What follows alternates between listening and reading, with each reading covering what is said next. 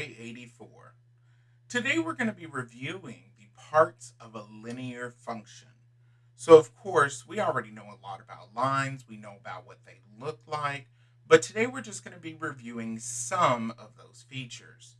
So, let's go ahead and jump into it. So, here I have my first example. Here they gave me an equation in standard form. Now, of course, I don't know anything about these equations unless I write them as y equals mx plus b. That slope-intercept form tells me a lot of information about my equation. Okay? So I want to go ahead and first copy over this equation. And I'm going to go ahead and perform an exciting move, great divide. First thing I'm going to do is I'm going to figure out which one of these variables I need to isolate. I want to get the y by itself. So I need to get rid of the 4x, get rid of the 5. I always get rid of whatever is not touching my variable first. So I'm going to move this 4x.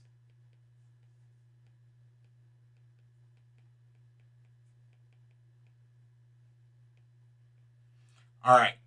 So now that I have done my exciting move, I'm going to do my great divide. Whatever is touching my variable, I'm going to divide everything I see by.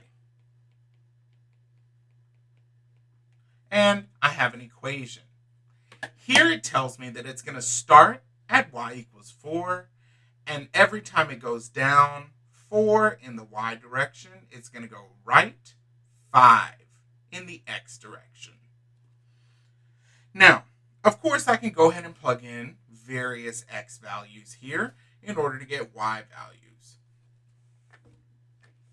But I do want to verify that I did this process correctly. I want to make sure that this and this are the same. So I'm going to go ahead and I'm going to perform a lin solve. Remembering that these lin solves will tell us exactly if these equations are the same. Meaning, if I see the letter C in the response I get from my calculator, that means that these guys are exactly the same. So I'm going to go ahead and I'm going to type that in. And if I see a C, and I do here, I did this correctly. So these are exactly the same. I went ahead and I rearranged this correctly. So that is my equation. So let's go ahead and we'll plug in one value. So I'll go ahead and do 0. So f of 0, and I'll just rename my equation to f, negative 4 over 5 multiplied by 0 plus 4. My y-intercept should be at 4, and that's consistent with what I see here in my equation. And I could do the same thing over and over. However, let's imagine that we have quite a few of these to do. Now, of course, I could go ahead and graph it, and I can look at my table. So I'll go ahead and call this FEX1, and I'll type in my equation, negative 4 over 5x plus 4. And I can look at my table here. So I can look for negative 5, 0, 5, and 10. Or I can just graph it and then head over to my calculator page, type in the name, and put in the values that I want.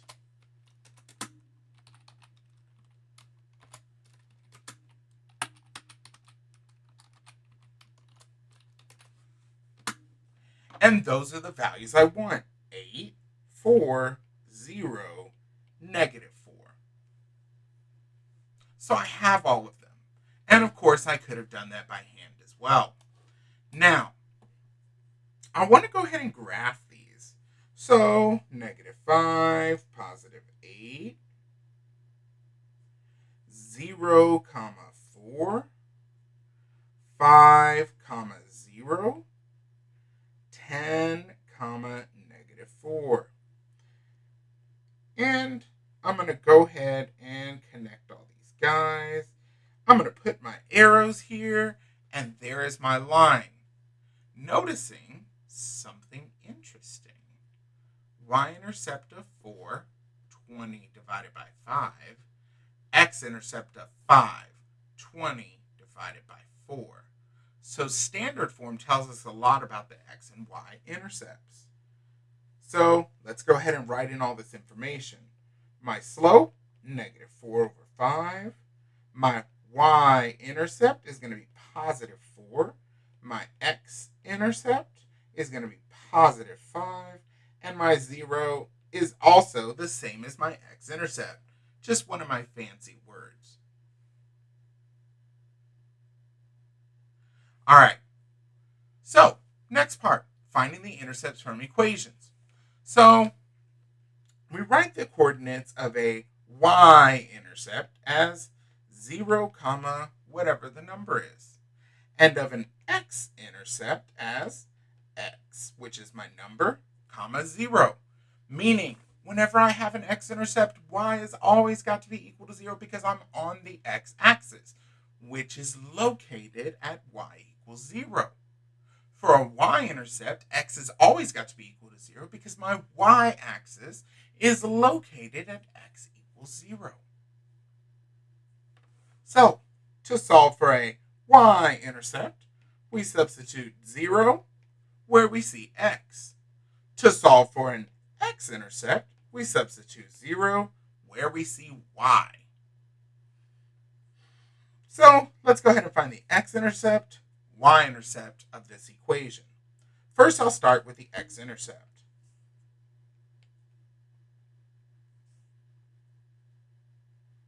Zero equals 3x minus 2. I'm going to go ahead and do an exciting move. Great divide.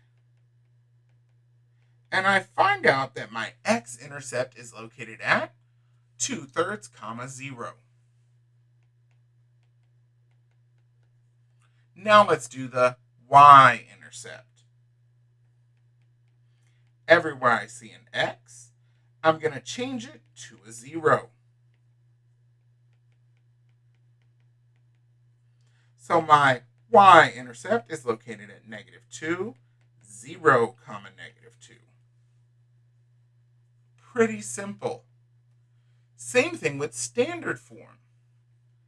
So first, let's go ahead and calculate that x-intercept, meaning my y is equal to 0. So 2x minus 3 times 0 equals 6. Now I can go ahead and just divide by my coefficient, and I get my x-intercept equals 3, located at 3, comma, 0. Now that y-intercept means that my x becomes 0.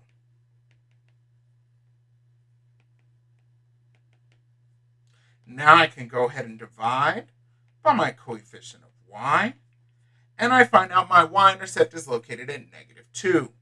0, comma, negative 2. So pretty simple and easy to find these guys. Whichever one you're looking for, the opposite is equal to 0. You plug in that 0 and solve. All right, so I want you guys to go ahead and get started on the example questions, and I will see you next time.